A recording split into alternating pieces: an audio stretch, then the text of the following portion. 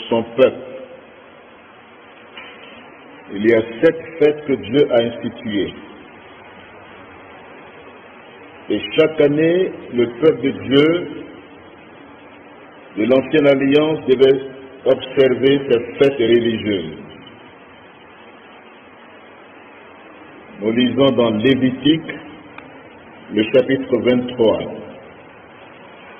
Lévitique, chapitre 23, que nous lisons avec respect.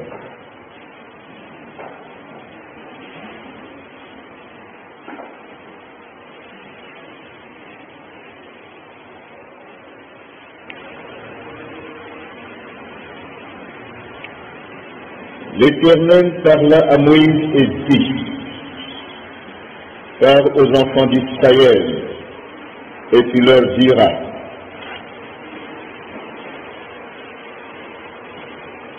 les fêtes de l'Éternel que vous publierez seront de 5 convocations. Voici quelles sont mes fêtes. On travaillera 6 jours, mais le 7e jour est le sabbat, le jour du repos. Et il y aura une 5 convocations. Vous ne ferez aucun ouvrage servile. C'est le sabbat de l'Éternel dans toutes vos demeures. Voici les fêtes de l'Éternel, les 5 convocations que vous publierez à leur temps fixé. Le premier mois, le 14e jour du mois, entre les 2 soirs, ce sera la Pâque de l'Éternel. Et le 15e jour de ce mois, ce sera la fête des pains sans levain, en l'honneur de l'Éternel. Vous mangerez pendant 7 jours des pains sans levain. Le premier jour, vous aurez une sainte convocation. Vous ne ferez aucun ouvrage servile. Vous offrirez à l'Éternel pendant 7 jours des sacrifices consumés par le feu. Et le 7e jour, il y aura une sainte convocation. Vous ne ferez aucun ouvrage servile. Amen. Que Dieu bénisse sa parole.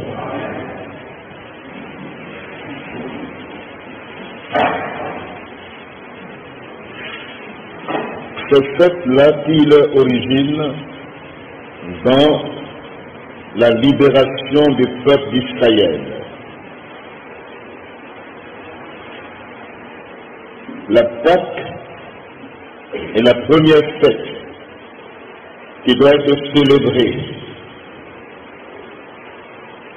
Et cette fête est importante en ce sens que c'est un événement historique dans son origine.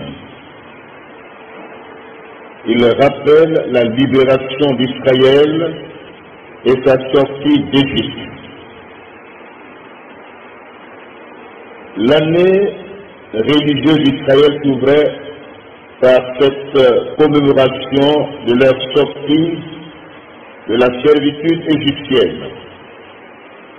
Donc cette fête-là, la plus importante de toutes ces fêtes, c'est la délivrance du peuple d'Israël. Donc le calendrier juif commence par ce premier mois, entre mars et avril, le premier mois de l'année. Il y a 2 calendriers en Israël. Il y a l'année civile et puis il y a l'année religieuse. Donc les 7 fêtes des Hébreux étaient célébrées au cours des 7 premiers mois de l'année religieuse. Les 3 premières fêtes, c'est-à-dire la fête de Pâques, la fête des pains sans levain et des prémices, avaient lieu le premier mois. Et les 3 dernières fêtes étaient célébrées le 7e mois. Donc nous voyons l'importance de la Pâque en tête des fêtes de l'Éternel. Cette fête était importante en ce sens, comme je le dis, elle mettait en relief la rédemption. source de toute bénédiction. La rédemption, la délivrance est la source de toutes les bénédictions. La Pâque était la première de cette juive. Elle était fixée le 14e jour du mois, du premier mois, le mois en hébreu Abib ou Nissan. C'est le premier mois de l'année. Et cette fête est importante en ce sens qu'elle rappelait l'événement historique, la libération du peuple juif et la sortie d'Égypte. Et elle a été institutionnalisée. Régulièrement, cet événement était célébré. On le commémorait. Il était commémoré par le peuple juif. Chaque année, Israël devait célébrer la rédemption, la délivrance, et cela préfigurait Christ, notre Rédempteur. Alléluia.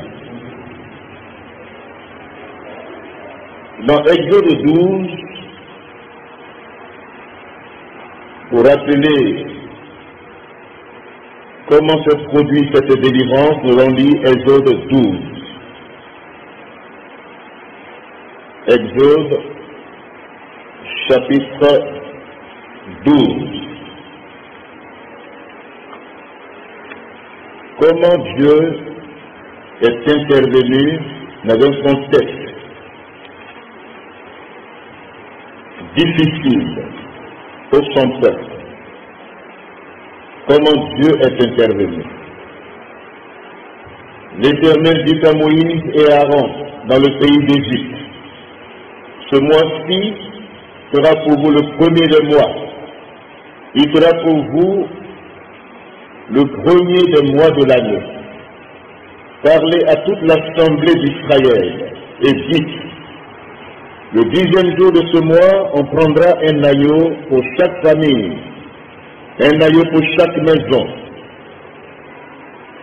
Ce sera un agneau sans défaut, mâle, âgé d'1 an. Vous pourrez prendre un agneau ou un chevreau.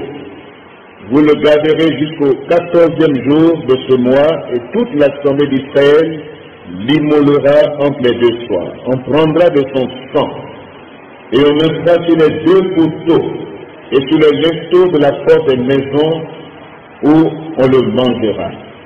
Cette même nuit, on en mangera la chair rôtie au feu, on la mangera avec des pains sans levain et des herbes amères.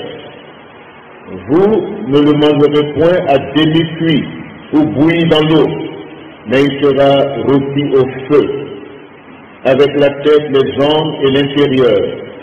Vous n'en laisserez rien jusqu'au matin. Et s'il en reste quelque chose, le matin, vous le brûlerez au feu. Quand vous le mangerez, vous aurez vos reins sains, vos souliers aux pieds, et votre bâton à la main, et vous le mangerez à la hâte. C'est la Pâque de l'Éternel. Alléluia. Cette nuit-là, je passerai dans le pays d'Égypte, et je frapperai tous les premiers-nés du pays d'Égypte, depuis les hommes jusqu'aux animaux, et j'exercerai les jugements contre tous les dieux de l'Égypte. Je suis l'Éternel. Le sang vous servira de signe sur les maisons où vous serez. Je verrai le sang et je passerai par-dessus vous, et il n'y aura point de plaie qui vous détruise quand je frapperai l'Égypte. Amen.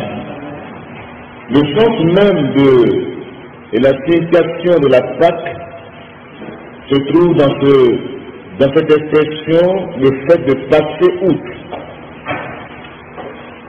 et d'épargner. C'est le 2 mots forts dans le sens profond de la Pâque. Dieu dit au verset 13 de ce que nous venons de lire, il dit: je passerai cette nuit par-dessus les maisons des Israélites, ils seront épargnés quand je frapperai les Égyptiens. C'est de ça qu'est sorti le mot Pâques, qui signifie passer outre, c'est-à-dire épargner. Amen. Dieu passe outre les maisons des enfants d'Israël et leur vie est épargnée. Et qu'est-ce qui était l'élément important que Dieu regardait? C'était le sang de l'agneau pascal, l'agneau immolé entre les deux soirs. L'agneau dont le sang est recueilli et aspergé sur les linteaux de porte, là où les peuples habitaient, dans leurs maisons. À l'entrée des maisons, le sang était appliqué aux linteaux des portes, et quand l'ange exterminateur voyait le sang, il passait outre, et le peuple juif marqué par le sang était épargné. Amen. Alléluia. Les premiers-nés étaient ensuite consacrés à l'Éternel en souvenir de cette action que Dieu a prise dans leur vie. Tout premier-né en Israël était consacré à l'Éternel. Donc voici la signification profonde de cette fête. Elle est la fête la plus importante, la Pâque. Cette fête était importante en ce sens qu'elle rappelait la rédemption qui est la source de toute bénédiction. Et par avance, elle représentait Christ, notre Pâque, immolé pour l'humanité tout entière. Christ, notre Pâque, a été immolé. Alléluia. Et dans cette intervention divine, nous voyons en tout cas des leçons spirituelles. La première leçon que nous pouvons retenir et saisir la profondeur, c'est que cette nuit-là, de la première Pâque en Égypte, qu'est-ce qui était significatif? C'est que le peuple de Dieu a obéi à ce que Dieu a dit. Ils ont appliqué le sang sur les linteaux, les montants de porte. Et l'ange exterminateur, en voyant le sang, c'était l'obéissance à ce que Dieu a dit à Moïse. C'est la première remarque à faire. Ensuite, le peuple de Dieu célèbre cette fête comme le départ de leur histoire. Leur histoire est écrite ce premier mois de l'année. Cette histoire est marquante. La rédemption, source de la bénédiction. L'agneau pascal était sans défaut. Un animal d'un an, c'est-à-dire adulte. Un animal qui atteint la maturité. Et c'est cet animal-là sans défaut qui est immolé. L'expression entre les deux soirs, au coucher du soleil, entre 15 heures et vers le soir, où on est dans l'obscurité, c'est là que cet agneau est immolé. Vous allez voir dans la suite, quand l'agneau de Dieu a été immolé, qu'est-ce qui s'est produit? Les ténèbres se sont abattus sur toute l'humanité. Donc, cette expression entre les deux soirs, elle est significative. Elle est prophétique. Cet événement se passe entre le coucher du soleil et la venue de la nuit, c'est-à-dire l'obscurité. C'est là que l'agneau est sacrifié. Troisième leçon importante, c'est que sont exclus à suite à un repas de Pâques.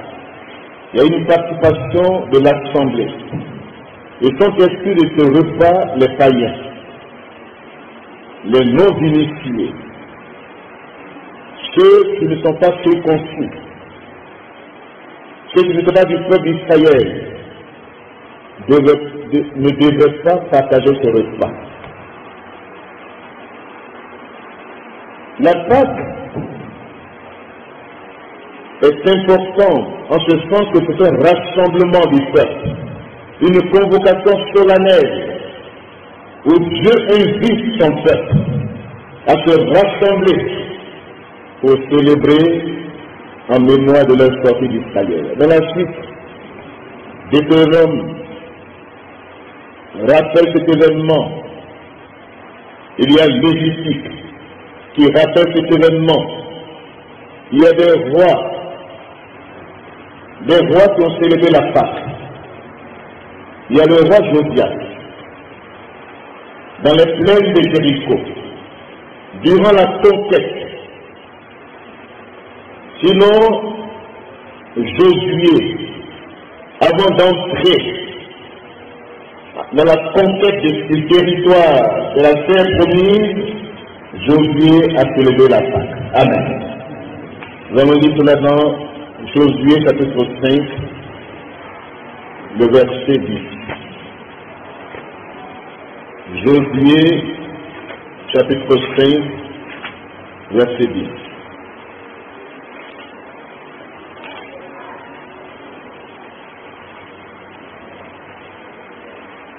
Les enfants d'Israël campèrent à Gilgal, lieu où la pierre est roulée. Ils se rappellent leur sortie d'Israël, où l'opprobre a quitté leur vie. C'est ça Gilgal, le lieu où l'opprobre les a quittés, la honte, l'humiliation égyptienne. On peut dire verset 9, l'Éternel dit à Josué, aujourd'hui j'ai roulé de dessus vous l'opprobre de l'Égypte. Amen. Et ce lieu fut appelé du nom de Gilgal jusqu'à ce jour. Les enfants d'Israël campaient à Gilgal et ils célébraient la Pâque. Alléluia. Le 14e jour du mois, sur le soir, dans les plaines de Jéricho. Et c'est là que l'ouverture va se faire, en célébrant la Pâque, en proclamant leur rédemption, leur délivrance, les ennemis paniques. Donc, Josué a compris l'importance de la Pâque avant d'entrer en Jéricho. Comme Josué était près de Jéricho, il a levé les yeux, il a regardé, et voici un homme se tenait debout devant lui, son épée nue dans les mains. Il alla vers lui et lui dit, es-tu des nôtres ou de nos ennemis? Il répondit, non, je suis le chef de l'armée de l'Éternel. Amen. Alléluia. Après avoir célébré la Pâque dans les plaines de Jéricho, c'est là que l'ange de l'Éternel, le divin chef, apparaît. L'importance de cette espèce, Ézéchias, dans 2 Chroniques 30, 2 Chroniques 30, le roi Ézéchias, l'homme de réveil, qui a apporté le réveil en Israël. Ce roi-là a célébré aussi la Pâque comme événement historique, rappel de la rédemption par le sang. Et il rappelle au peuple juif les souvenirs des délivrances que Dieu a opérées dans leur vie. 2 Chroniques 30, ce sont les exemples de personnes qui ont célébré la Pâque. 2 Chroniques 30, à partir du verset 1er. Ézéchias envoya des messagers dans tout Israël et Juda, et il écrivit aussi des lettres à Israël, à Manassé, pour qu'ils viennent à la maison de l'Éternel à Jérusalem, célébrer la Pâque en l'honneur de l'Éternel, le Dieu d'Israël. Amen. Donc c'est une fête de l'Éternel, la plus importante des fêtes de l'Éternel, c'est la Pâque, qui inaugure l'histoire de ce peuple. Et Ézéchias convoque le peuple pour dire, venez pour que nous célébrions la Pâque en l'honneur de l'Éternel, le Dieu des grandes délivrances, le Dieu qui a vaincu les forces en présence en Égypte, les puissances ténébreuses d'Égypte. C'est Dieu qui est intervenu de manière miraculeuse pour mettre fin à l'opprobre de son peuple.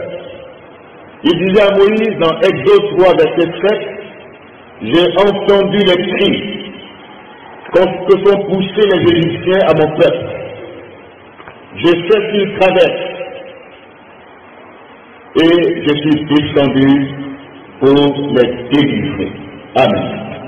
À cette convocation solennelle, Dieu veut manifester sa puissance parmi nous. Alléluia.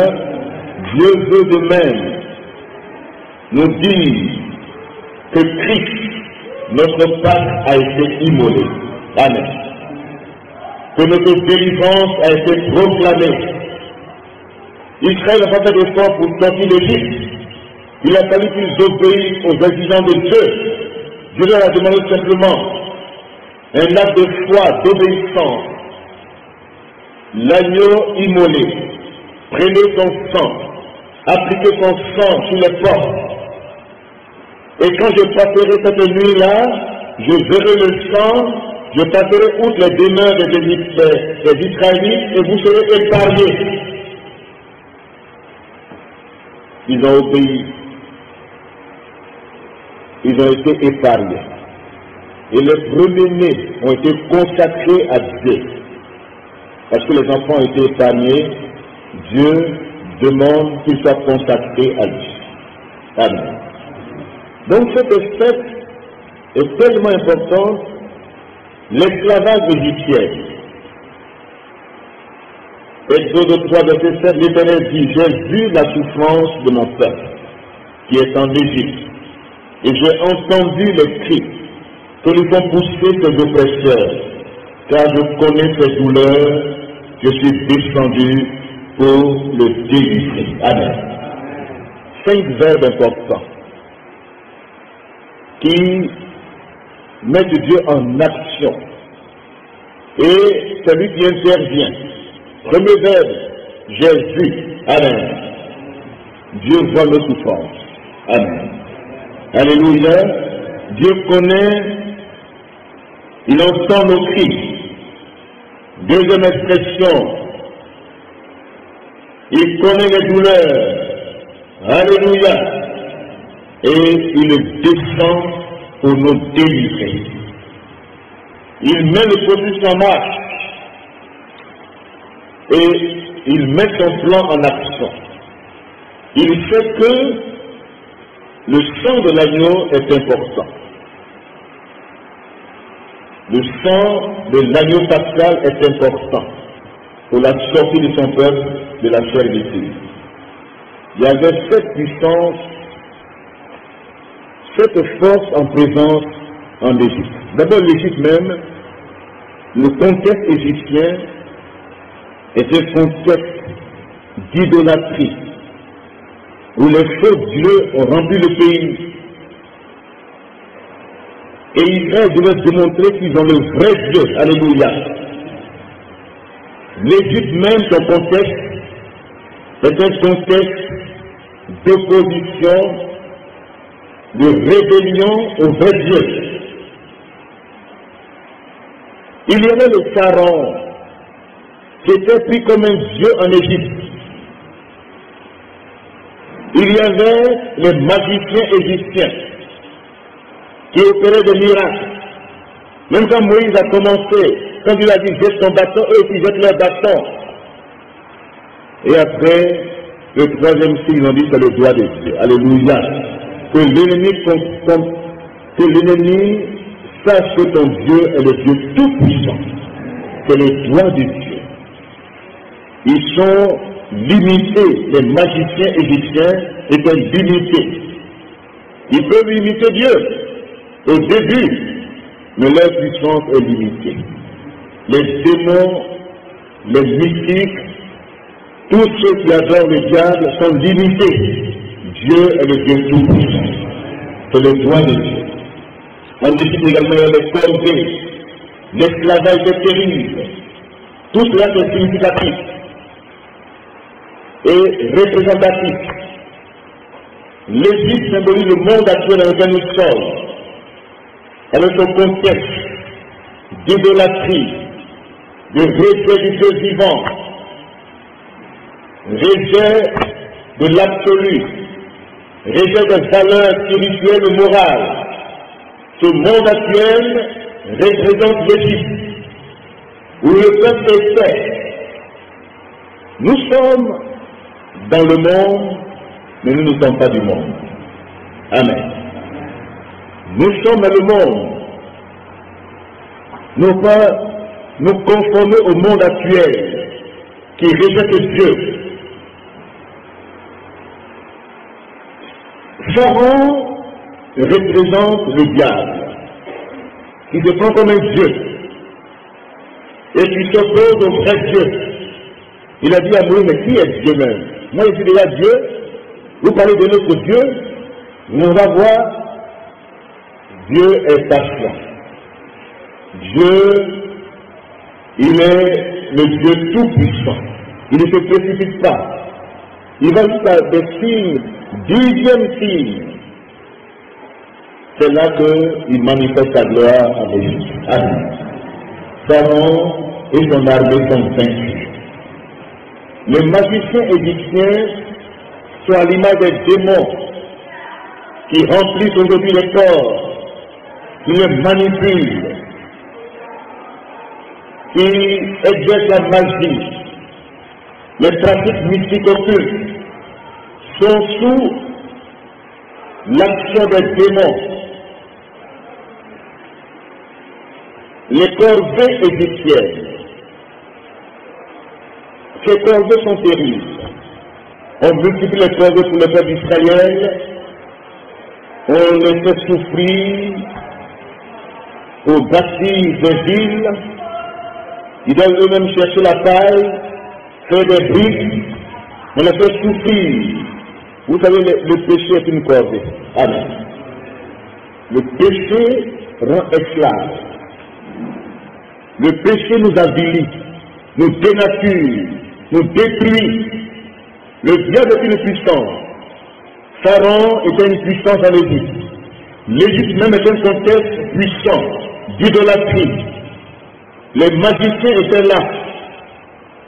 Ils contestaient l'autorité. Ils s'opposaient au vrai Dieu. Agents de Pharaon, ils contestent les magiciens, mais en même temps, ils faisaient souffrir le peuple d'Israël. Des corvées terribles. Ce peuple était dans la souffrance et Dieu a entendu leurs cris. Amen. Le diable fait souffrir. Les démons font souffrir. L'Égypte même fait souffrir. Les corvées font souffrir. Et le peuple criait à Dieu. Criait à Dieu. Et Dieu a entendu leurs cris. C'est pourquoi il dit à Moïse, j'ai entendu, j'ai vu, je connais les douleurs, je descends pour les délivrer. À cette part, Dieu veut descendre. Amen. Dieu veut descendre dans la vie de chacun. Dieu veut descendre. Dieu veut proclamer une délivrance totale de notre vie. Dieu veut agir. Dieu veut intervenir de manière puissante. Il entend tes cris. Que te font pousser tes oppresseurs. Combien d'oppressions? Combien de jours pesants sur nos vies?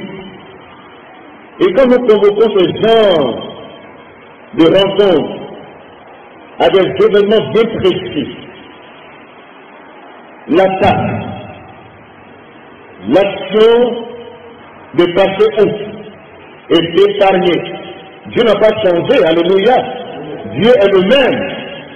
Et les faits de l'Éternel sont des faits qui demeurent, qui se perpétuent. Aujourd'hui, il y a un vide. L'Église ne fait plus la Pâque. L'Église a laissé le monde récupérer la Pâque. Parce que l'Église ne comprend pas le sens profond de la Pâque. Puisque l'Église elle-même ne comprend pas les vérités bibliques. La signification spirituelle de cette fête où Dieu veut opérer la délivrance totale. C'est pourquoi le thème que j'ai choisi pour ce séminaire, c'est que tu quittes définitivement l'Égypte. Que tu quittes de manière définitive l'Égypte.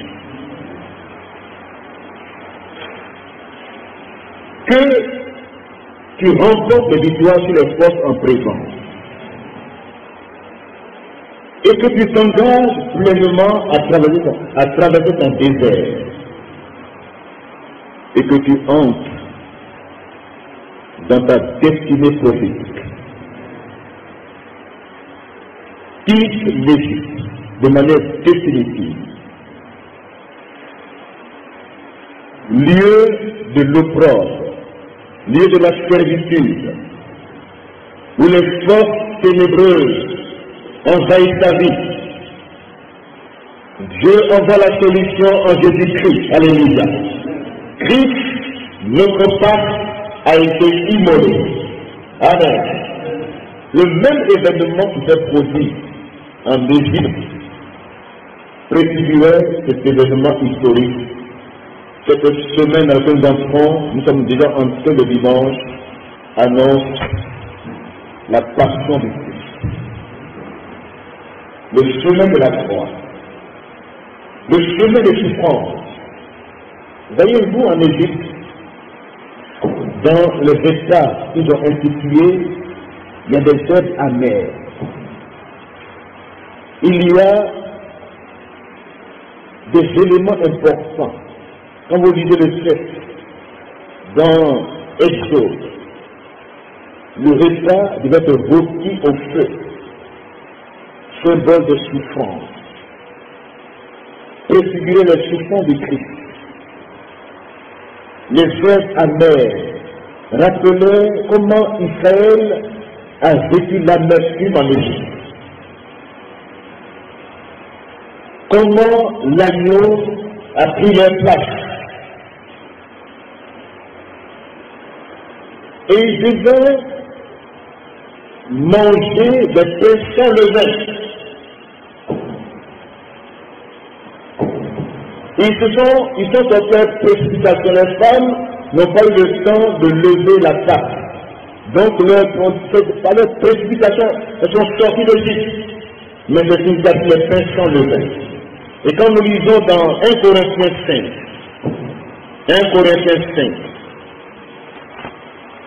Christ est la vraie Pâque pour toute l'humanité. En Égypte, c'était un animal qui a été tué, dont le sang était efficace. Mais pour nous, Dieu s'est donné à la croix. Amen. Dieu a pris notre place. Dieu s'est incarné en son Fils. C'est un mystère. Et voici ce que l'apôtre Paul dit. Dans 1 Corinthiens, chapitre 5, verset 6. 1 Corinthiens 5, verset 6. C'est bien à tort que vous vous glorifiez. Ne savez-vous pas qu'un peu de levain fait lever toute la pâte? Faites disparaître le vieux levain afin que vous ayez une pâte nouvelle, puisque vous êtes sans levain, car Christ, notre Pâque, a été immolé. Alléluia. Célébrons donc la fête, non avec du vieux levain, non avec le levain de malice et de méchanceté, mais avec des pains sans levain, de la pureté et de la vérité. Amen. Voici le chemin que Dieu nous demande,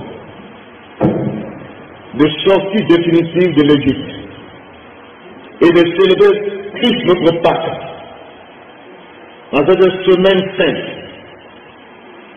où nous devons prendre le chemin étroit dans l'identification avec le Christ, dans ses souffrances, dans sa mort et dans sa résurrection. Il y a un élément qui est souligné, le levain. Vous savez pourquoi Dieu appuie sur le levain? Le levain, on met le levain dans la pâte, qu'est-ce qui se produit? Le levain enfle la pâte. Le premier symbole du levain, c'est l'orgueil.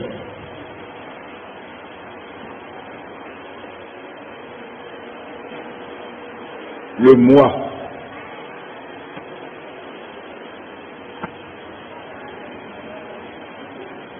L'orgueil nous fatigue. L'orgueil fait qu'on ne voit pas ce que Dieu veut faire. On a notre propre plan. On a notre propre manière de voir les choses. On se dit, bon, pourquoi tu es venu ce soir même? C'est pas la même chose là qu'on va dire. On fait tout.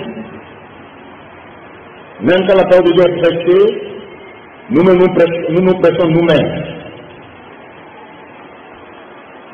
Nous prêchons notre cœur pour dire que ce qui est dit, ce n'est pas ça. L'orgueil, c'est le fait de dire je sais tout. Qui est suffisant pour ces choses? Qu'avons-nous que nous ayons reçu de Dieu? Et pourquoi on se glorifie? 1 Corinthiens 4, versets 7 à 8. Qui te distingue?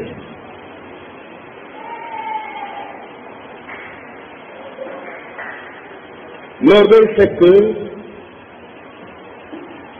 même dans nos prières, et dans notre connaissance de Dieu, on est comme des pharisiens. Amen. C'est l'orgueil qui fait qu'on est hypocrite. C'est l'orgueil qui fait qu'on voit son vrai visage. Deux hommes montent au temple pour prier. Il y a un pharisien, il y a un publicain. Au lieu de prier, pour implorer la grâce de Dieu, lui il prie contre quelqu'un. Il dit voilà, j'ai fait ceci, j'ai fait cela, je ne suis pas comme ce publicain-là, ce pécheur, je ne suis pas comme lui, je paye ma dîme, j'ai fait ceci, j'ai fait cela. Dieu dit, mais tu te fatigues, ta prétention orgueilleuse te fatigue. Combien de personnes aujourd'hui ont des échelles de valeur inférieures, se comparent aux autres, ils se mettent dans la bassesse par orgueil. Or la vraie valeur, elle est élevée, c'est Christ lui-même. Personne ne peut dire, je suis supérieur à Christ. Amen. Personne. Le levain, symbole de l'orgueil, du moi.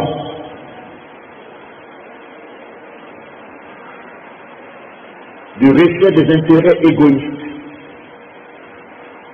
de la prétention, de la suffisance, manque même d'apprendre. On sait tout. On peut pas nous exhorter. On peut nous conduire. On a notre propre chemin. L'orgueil, le levain. Deuxième signification de levain, dans le même texte. Nous sommes sans levain. C'est pas quand tu sors réellement d'Égypte et que tu as vaincu le contexte égyptien, les 7 forces en présence. Tu les as vaincus, mais tu es sans levain. Amen. Tu es sans levain. Tu es une nouvelle Pâque. Si quelqu'un est en Christ, réellement affranchi, il est une nouvelle créature. Amen. Paul dit, si je vis, ce n'est plus moi qui vis. Il a vaincu le moi dans sa vie. Ce moi est crucifié avec le Christ. Si je vis, ce n'est plus moi qui vis, c'est Christ qui vit en moi. Alléluia. Si je vis dans la chair, mais je suis une nouvelle personne en Christ. Donc une vie sans levain, c'est la Pâque. Christ, notre Pâque, a été immolé. Célébrons donc la fête, non avec des vieux levains traditionnels, des habitudes héritées des parents. Ce qu'on a hérité des parents, on veut l'appliquer dans ce contexte actuel. Les habitudes héritées des parents.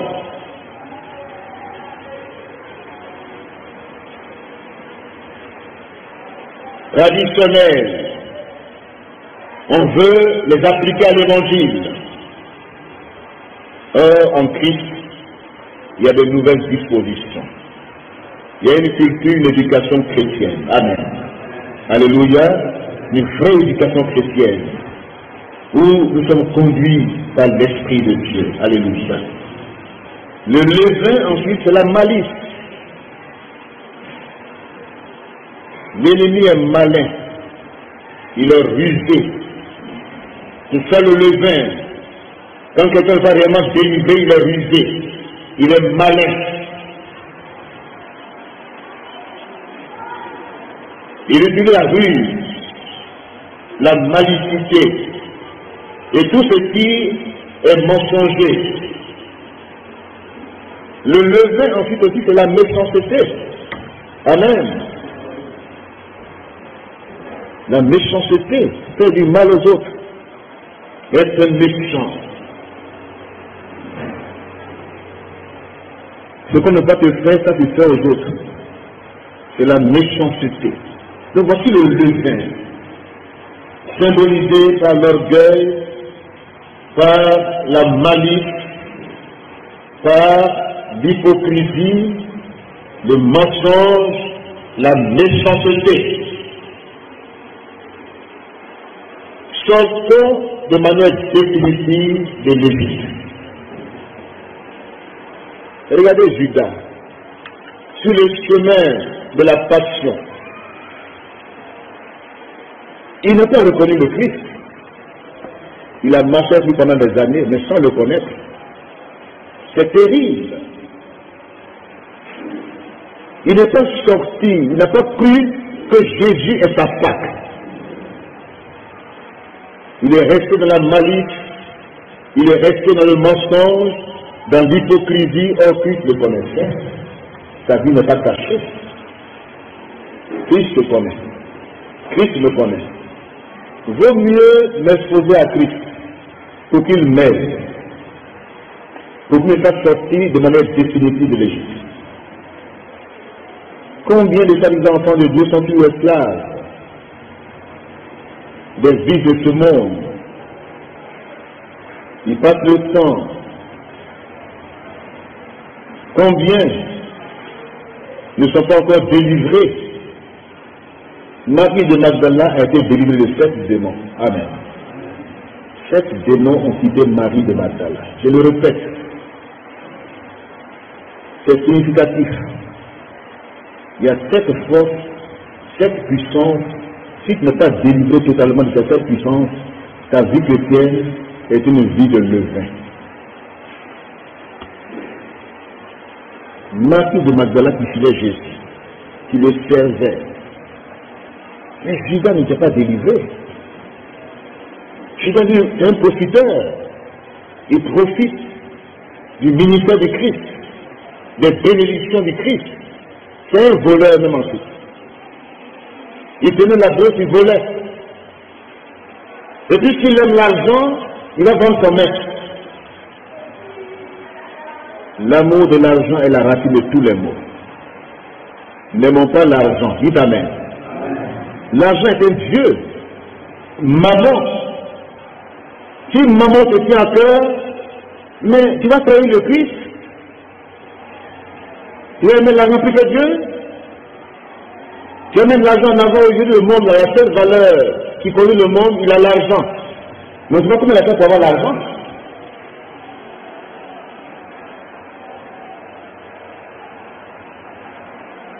Judas est perdu. Le soir où Christ a dit, on va faire la dernière Pâque. Christ a célébré la Pâque lui-même. Il a célébré 3 Pâques. Dans Jean chapitre 2, il a célébré une première Pâque. Dans Jean chapitre 6, il a célébré une deuxième Pâque. Et la dernière Pâque, c'est dans Jean chapitre 13. Donc l'évangile selon Jean a pris sur 3 Pâques. Mais les évangiles qu'on appelle synoptiques, qui ont la même vision comme Matthieu, Marc et Luc, parlent d'une seule Pâque. Il parle de la dernière Pâque. Mais Jésus a célébré la Pâque. Il a dit à ses disciples, alors quelqu'un lui va célébrer la Pâque. Il sait pourquoi. Lui-même, il a célébré la Pâque. C'est une fête de l'Éternel. Il y en a qui sont à la maison qui veulent t'entendre. Mais venir dans la maison de Dieu pour être enrichis, ils sont préoccupés à d'autres choses. Ils sont en train de célébrer des choses éphémères de ce monde. Des puissants qui tiennent ce monde. Les gens qui jouent ballon, ils te donnent combien? Et à cause de ça, tu restes à la maison pour les suivre. Et tu te dis que bon, tu n'as plus rien à apprendre. Je dis, mais faisons attention dans les temps où nous sommes entrés, ce sont des temps déterminants. Où les vrais enfants de Dieu qui veulent vivre pieusement seront persécutés. Amen. Jésus dit à ses disciples, allons célébrer la Pâque. Et dans la maison de Béthanie, où il était reçu par cette famille qu'il a reconnu, Lazare qu'il a ressuscité dans les morts, ses sœurs ont versé le parfum sur la tête de Christ pour anticiper son enterrement. Mais qu'est-ce que Judas dit? Pourquoi ce gaspillage? Pourquoi? On aurait dû vendre ce parfum-là et puis le donner aux pauvres, comme si lui se mettait en peine des pauvres. C'est faux. Combien de gens qui se plaignent dans l'église, qui murmurent, qui critiquent, qui pensent mieux faire. Or, c'est du mensonge. C'est du mensonge. Que Dieu nous aide.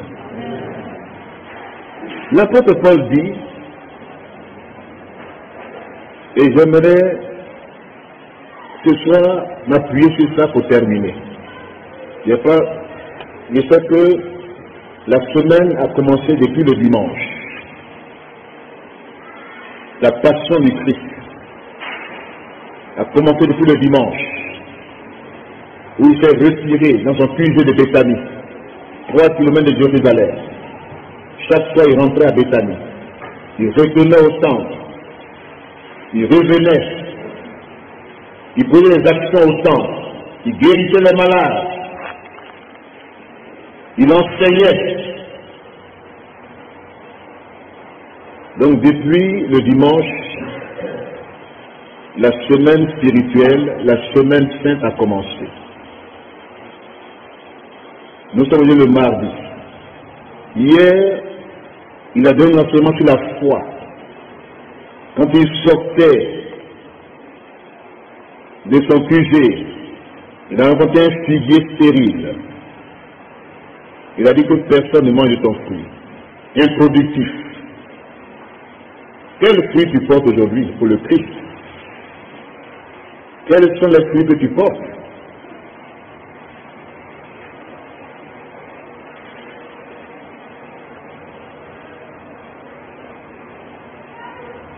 Ce mardi, Jésus se trouve au 3e jour. Il prend la parabole des vignerons. Philippe et André conduisent des Juifs à lui. C'est le 3e jour aujourd'hui. Jésus enseigne. Jésus, dans ses derniers instants, il appuyait sur l'enseignement. Il a même chassé le vendeur de temps. Ceux qui viennent au temple pour le commerce, pour vendre, il les a chassés. Il a dit, ma maison, vous en avez fait une caverne de voleurs, mais ma maison est une maison de prière. Amen. Vous êtes une maison rénovée, c'est une maison de prière. Alléluia. Une maison de prière. Une maison où les gens viennent chercher Dieu. Où les malades sont guéris. Où la puissance de Dieu est manifeste. Que nos intentions soient pures. Parce que la part que nous vivons, c'est la pureté. C'est la vérité. Alléluia. Marchons dans la pureté, dans la vérité, et nous verrons la gloire du Seigneur se manifester par nous. Alléluia. L'apôtre Paul dit, il veut s'identifier à Christ. Son objectif, sa priorité. Nous voulons mener dans ce type de texte de Philippiens, chapitre 3.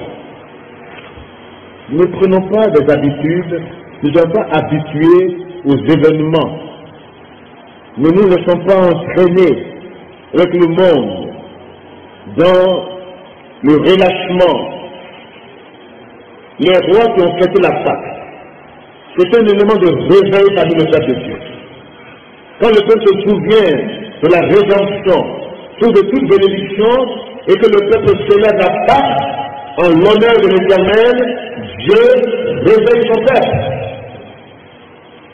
Si nous oublions ces choses et que nous pensons que le réveil, ça dit, bon, on va venir seulement pour... Non, ce n'est pas ça le réveil, hein. Ce n'est pas le réveil que nous allumons nous-mêmes.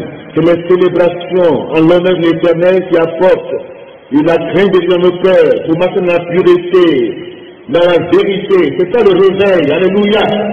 Alléluia. L'apôtre Paul dit, lui, sa vision, son objectif, c'est de connaître Christ. Alléluia. Philippiens chapitre 3, partir du verset 7. Ces choses qui étaient pour moi des gains, je les ai regardées comme une perte à cause de Christ. Amen. Et ces choses sont devenues de moindre valeur à tes yeux, à cause de Christ, objet de ta foi, qu'il a justifié. Et même je regarde toutes choses comme une perte, à cause de l'excellence de la connaissance de Jésus-Christ mon Seigneur, pour lequel j'ai renoncé à tout. Je le regarde comme de la boue, afin de gagner Christ, et d'être trouvé en lui, non avec ma justice, celle qui vient de la loi, mais avec celle qui s'obtient par la foi en Christ. La justice qui vient de Dieu par la foi. Amen. Ainsi je connaissais Christ, et la puissance de la résurrection, et la communion de ses souffrances, en devenant conforme à lui, dans sa mort, pour parvenir depuis à la résurrection dans les morts. Paul a quitté définitivement l'Égypte. Paul a traversé son désert des épreuves. Paul était en route vers son Canaan, sa destinée finale. Le but de la vie chrétienne, c'est une identification à Christ. C'est être à l'image du Christ. C'est vivre la Pâque. C'est la célébrer dans la pureté, de la vérité. Au-delà de l'événement historique, vis ta Pâque. Vis ta victoire en Christ. Vis ta délivrance totale en Christ. Être enfant de Dieu, c'est être l'habitation de Dieu en esprit. Christ doit vivre dans nos cœurs. Christ doit s'identifier à nous, nous-mêmes nous identifier à Christ. N'ayons pas peur de souffrir pour le Christ. N'ayons pas peur de renoncer à nos droits. Celui qui veut suivre Jésus-Christ doit passer par le même chemin étroit. Amen. C'est un chemin difficile, étroit, resserré, et peu l'empreinte. Ce n'est pas porter le nom de chrétien, ce n'est pas dire je suis chrétien, non, ce n'est pas ça. Être enfant de Dieu, être une nouvelle créature, devenir l'habitation de Dieu en esprit, c'est quitter de manière définitive l'Égypte. Il n'y a pas de rapport pour moi et les Égyptiens. Il n'y a pas de rapport. Qu'y a-t-il entre Christ et Bélial? Qu'y a-t-il entre le temple de Dieu et les idoles? Qu'y a-t-il de commun? Sortons de l'Égypte de manière définitive, refusons de mourir dans le désert des épreuves et entrons dans notre destinée prophétique qui est Canaan. Que Dieu bénisse sa parole.